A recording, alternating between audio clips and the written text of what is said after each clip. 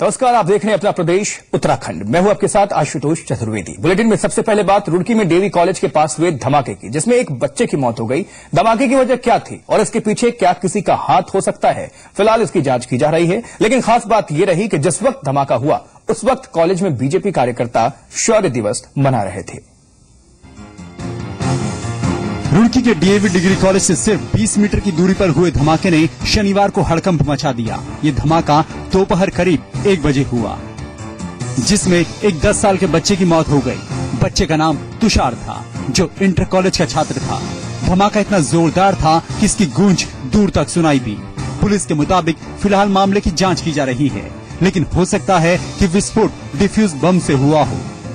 जिस बच्चे की मृत्यु हुई थी तुषार है और उसके साथ जो 2 साथी भी थे, वो सब जीआईसी के बच्चे हैं, जीआईसी में पढ़ते हैं।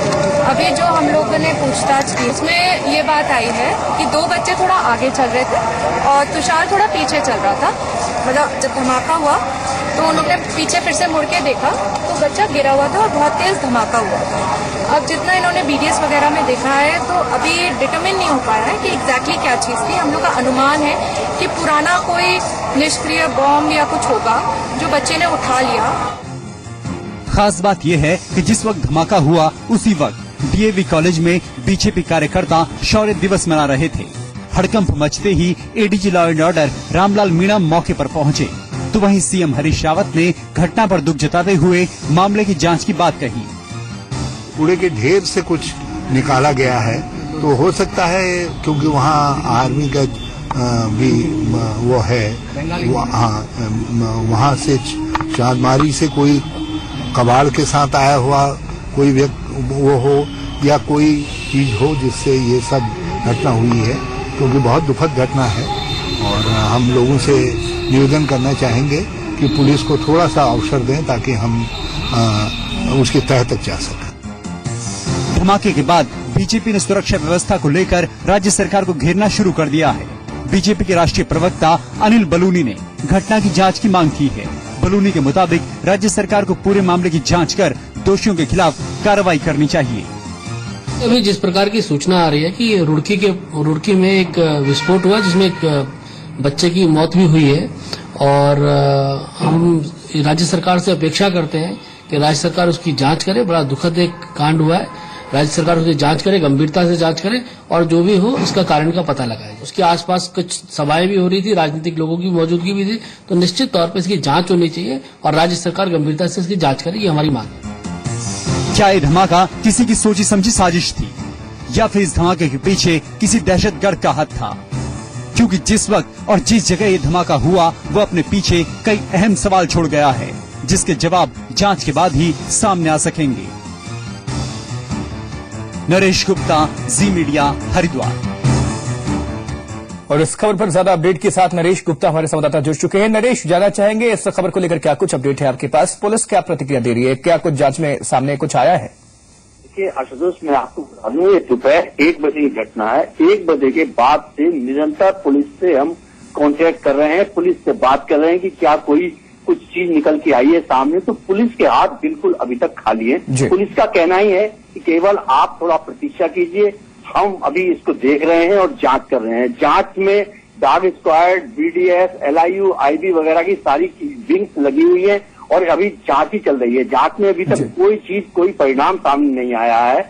ये दोपहर 1 बजे की घटना है और ये 10 वर्ष का एक बच्चा था तुषार, जो कि अपने घर स्कूल से लौट रहा था और वहां रास्ते में जैसा पुलिस बता रही है कि कोई चीज इसके पास गेंद नुमा या बम नुमा थी जिसको ये उछाल रहा था और वो फट गई है और उससे क्या में इसकी मौत हुई है। और घटना स्थल पर ही जो दिखाई देता है तो वहाँ एक मकान भी है जिसमें काफी काला धुआं एकत्र हो गया है छत पर उसकी, और ये बच्चा भी काफी दूर जाकर वहां से गिरा है। जी, साथ ही आपसे जानना चाहेंगे कि प्रशासन राज्य सरकार की तरफ से क्या बच्चे के परिवार वालों के लिए कुछ मुआवजा या कुछ कंपनसेशन के तौर पर कुछ जारी किया गया है, कुछ घोषणा हुई है? देखिए आज तो अभी तो कोई घोषणा इस तरह की नहीं की गई है। बच्चे के घर पर जरूर क्या में पुलिस के आला अधिकारी गए थे और दिन में स्थिति बड़ी खराब यहाँ पर हो गई थी। जो साध्वी प्राची भी यहाँ पर आई थी, उन्होंने भी मांग की है कि उसके परिवार को मुआवजा दिया जाए, या उसके परिवार के किसी व्यक्ति को सरकारी नौकरी दी जाए, लेकिन अभी इस तरह की कोई घोषणा नहीं की गई है। और दोपहर में यहाँ पे जब ये घटना के बाद ये सभा को बंद करा दिया गया था, उसके बाद हिंदू संगठन के लोग सड़कों पर आ गए थे, लेकिन किसी तरीके से समझाने बुझाने के बाद ये लोग सड़कों से हटे हैं और रास्ता खोला गया है। अब स्थिति वहां नियंत्रण में, लेकिन पुलिस अधिकारी अभी इसी मशक्कत में लगे हुए हैं कि ये जो घटना है ये किस तरीके से हुई है, इसको किस तरीके से इसकी जांच कर इसका परिणाम बताया जाए कि किस तरीके से ये हुआ है। लेकिन जो ये बात कही जा रही है कि कोई डिफ्यूज बम या कोई हो सकता है चीज के हाथ लग गई हो, वो क्षेत्र आर्मी का काफी दूर है यहाँ से। ये चीज यहाँ पर पहुंची कैसे, जहाँ सभा बिल्कुल निश्चित तौर पर यह जांच के विषय है। इस घटनाक्रम पर नजर बनाए रखिए नरेश बहराल, आपका बहुत शुक्रिया इन तमाम जानकारियों के लिए। उधर देहरादून में रेलवे अधिकारी सुनील बलूनी की खुदकुशी के मामले में राज्य सरकार ने सीबीआई जांच की सिफारिश कर दी है और सुनील बलूनी ने मंगलवार को ट्रेन के आगे कूदकर जान दे दी थी। तभी से परिजन सरकार से मामले की सीबीआई जांच कराए जाने की मांग कर रहे थे। परिजनों का आरोप है कि सुनील को देहरादून रेलवे स्टेशन के दलालों ने रिश्वत लेने के झूठे मामले में फंसाया था, जिस कारण उन्होंने खुदकुशी की। राज्य सरकार की तरफ से सीबीआई जांच की सिफारिश के बाद मामले में इंसाफ की उम्मीद जगी है।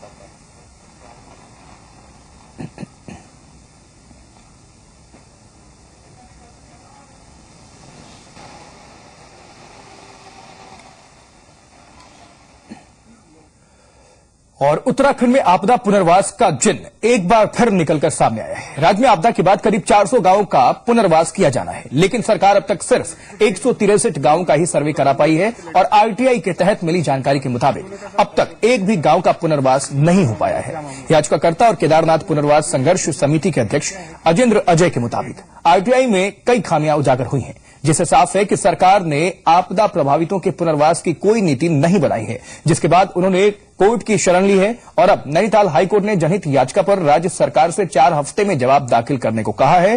वहीं सीएम हरीश रावत ने कहा है कि अगर कोर्ट देश के किसी भी राज्य की पुनर्वास नीति सुझाएगा तो वो उसे उत्तराखंड में भी लागू करेंगे।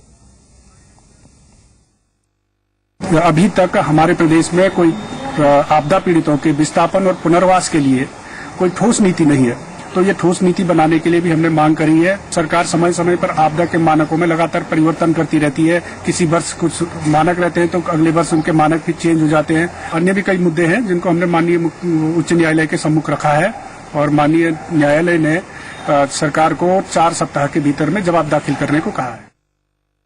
हम छोटे राज्य हैं, सीमित साधन हैं, लेकिन उसके बावजूद भी हमने व्यस्त दिया है। और मुझे बहुत खुशी होगी यदि कोर्ट कह दे कि देश के अंदर फला राज्य ने बेहतर किया है, तुम उसके मानक पर कर दो। मुझे खुशी होगी, मैं उनके मानक पर कर दूंगा। लेकिन मेरी अपनी जानकारी का जो स्तर है उसके अनुसार हमने दूसरे राज्यों की तुलना में बहुत अच्छा पैकेज, बहुत अच्छा सहायता जो है आपदा पीड़ितों को दी है। नागरिक सुरक्षा और होमगार्ड विभाग के स्थापना दिवस पर देहरादून में सम्मान समारोह का आयोजन किया गया। राज्य निर्माण के बाद से हर साल समारोह का आयोजन होता रहा है, लेकिन पूर्व सीएम नित्यानंद स्वामी के बाद हरीश रावत दूसरे सीएम रहे जिन्होंने कार्यक्रम में शिरकत की। इस मौके पर सीएम ने भत्तों में बढ़ोतरी के साथ साथ सीमांत इलाकों में 3 नई यूनिट स्थापना करने की घोषणा भी की। बढ़ाने की घोषणा की है और दूसरा जो है जो ड्यूटी भत्ता उनको दिया जाता है उसको बढ़ाने की घोषणा की है। और मैंने ये भी कहा है कि हम जो है 3 नए यूनिट, 2 हम जिसमें जो हमारे सीमांत क्षेत्र हैं उनमें खोलेंगे, एक चिनाली शौड़ में और एक दीदीहाट में, और एक यूनिट जो है मैंने इनसे कहा है कि आप कहीं और पॉसिबिलिटी एक्सप्लोर करिए, वहां खोलेंगे। और उत्तराखंड एकता मंच ने 14 दिसंबर को दिल्ली के जंतर मंतर में महापंचायत करने की घोषणा की है। दिल्ली में प्रेस कॉन्फ्रेंस में उत्तराखंड एकता मंच की तरफ से कहा गया है कि देश की राजधानी में उत्तराखंड के 35 लाख लोग रहते हैं, लेकिन वो राजनीतिक तौर पर उपेक्षित हैं। हमारा 14 दिसंबर का जो महापंचायत होने जा रही है, जिसमें दिल्ली के जितने भी संगठन उत्तराखंड के और आम व्यक्ति जो है वो वहाँ पहुंच रहे हैं। उपेक्षा की गई है, चाहे वो राजनीतिक उपेक्षा हो, चाहे वो सामाजिक सुरक्षा की बात हो या चाहे आर्थिक रूप से हो या भाषा का विषय हो या हमारे एकेडमी वगैरह कई ऐसे विषय हैं जिनके लिए हम लोग आज तक दबे हुए थे। उत्तराखंड के तमाम जागरूक साथियों ने ये तय किया है दिल्ली में कि हम लोग उत्तराखंड एकता मंच दिल्ली के बैनर तले एकजुट होंगे और पहली एक ऐतिहासिक पंचायत 14 दिसंबर 2014 को जंतर मंतर पर आयोजित की जा रही है।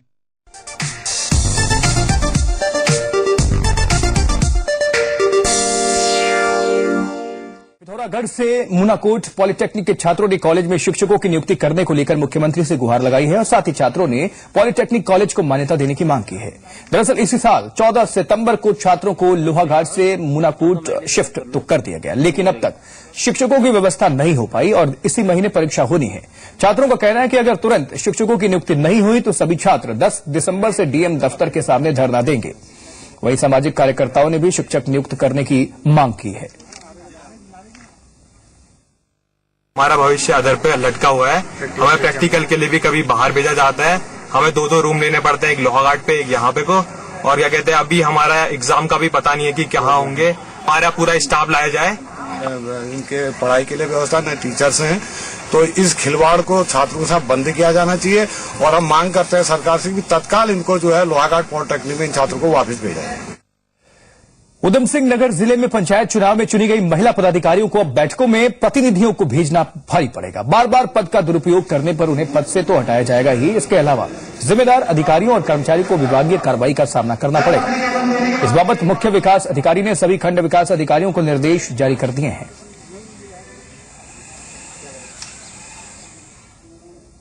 पाया जाता है कि किसी अधिकारी कार्मिक की वजह से वहां पर एंटर हुई है या अधिकारी या कार्मिक ने उसको अनदेखा किया है, तो उनके खिलाफ भी कार्रवाई हो जाएगी।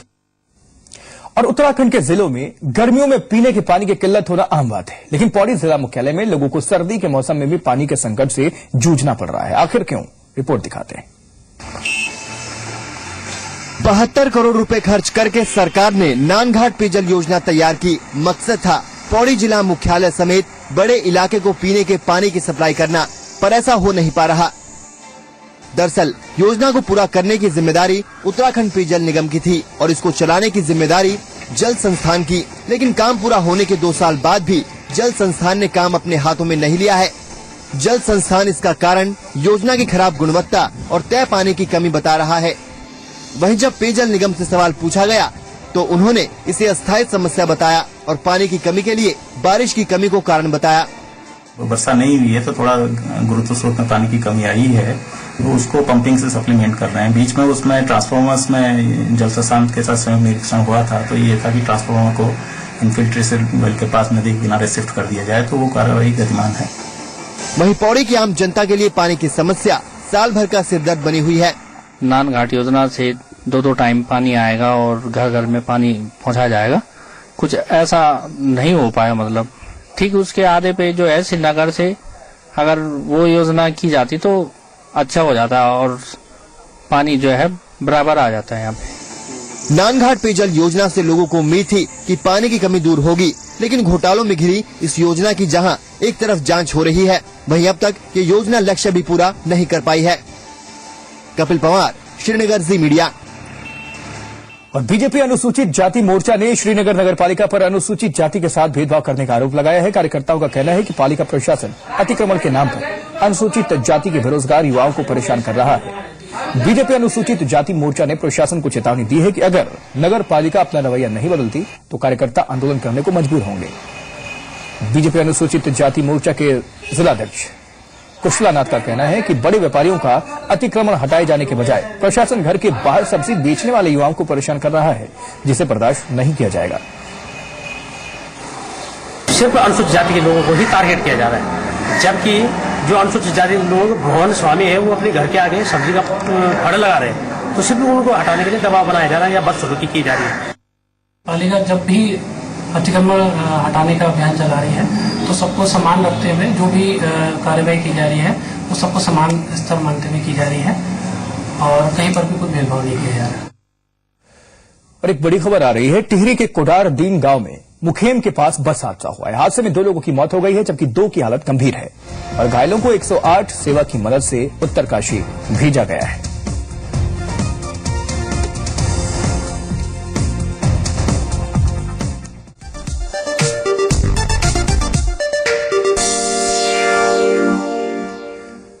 और अगली खबर ऋषिकेश से, जहां ऋषिकेश के आसपास इलाके में आतंक मचा चुका गुलदार को आखिरकार वन विभाग ने पकड़ ही लिया। गुलदार के पकड़े जाने के बाद लोगों ने राहत की सांस ली है। पिछले कई महीने से आपको बताया कि गुलदार के आतंक के चलते इन इलाकों में दहशत का माहौल था और लोग इससे काफी परेशान थे। वो चिंतित थे कि जब इनका आमना सामना अगर इससे होगा तो क्या होगा, लेकिन उनकी समस्याओं का अंत हुआ और गुलदार को पकड़ लिया गया।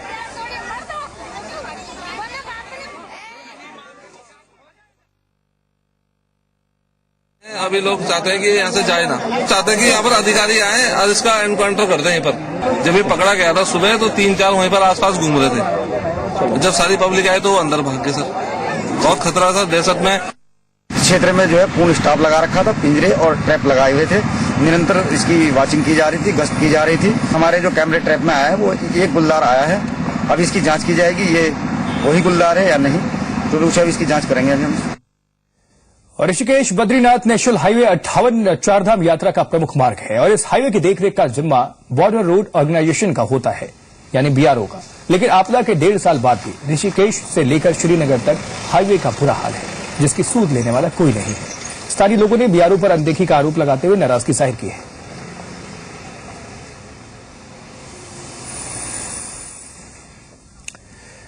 पर्यटन व्यवसाय को उत्तराखंड की रीढ़ कहा जाता है। धार्मिक पर्यटन के साथ साथ राज्य में साहसिक पर्यटन यानी कि एडवेंचर टूरिज्म की अपार संभावनाएं हैं। इस पर एक आपको रिपोर्ट दिखाते हैं।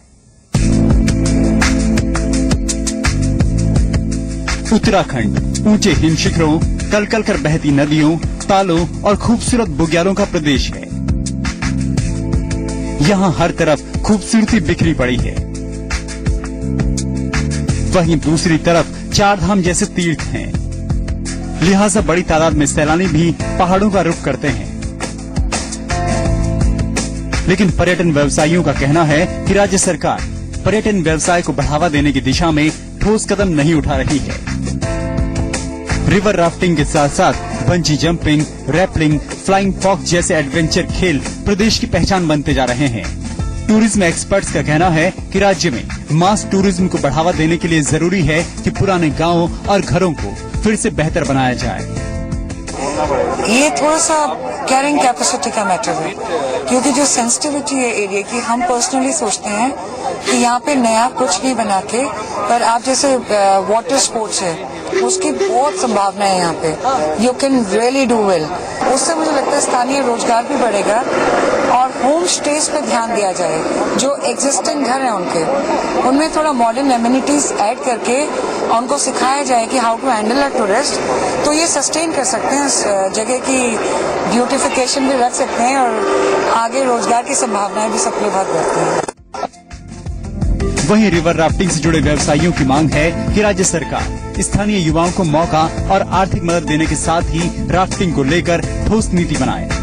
स्थानीय लोगों के हित में राफ्टिंग पॉलिसी बन सके, और क्योंकि ज्यादातर लोग स्थानीय लोग इस रोजगार से जुड़ते जा रहे हैं, और अगर पॉलिसी अच्छी होगी तो ज्यादा लोग बाहर ना जाके अपने घर में ही काम करेंगे और अपने घर में ही अपने परिवार का जीवन यापन करेंगे।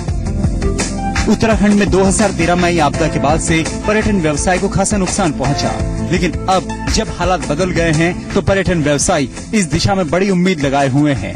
उम्मीद है कि सरकार इस दिशा में ठोस कदम उठाएगी। आशीष डोभाल, ऋषिकेश, जी मीडिया।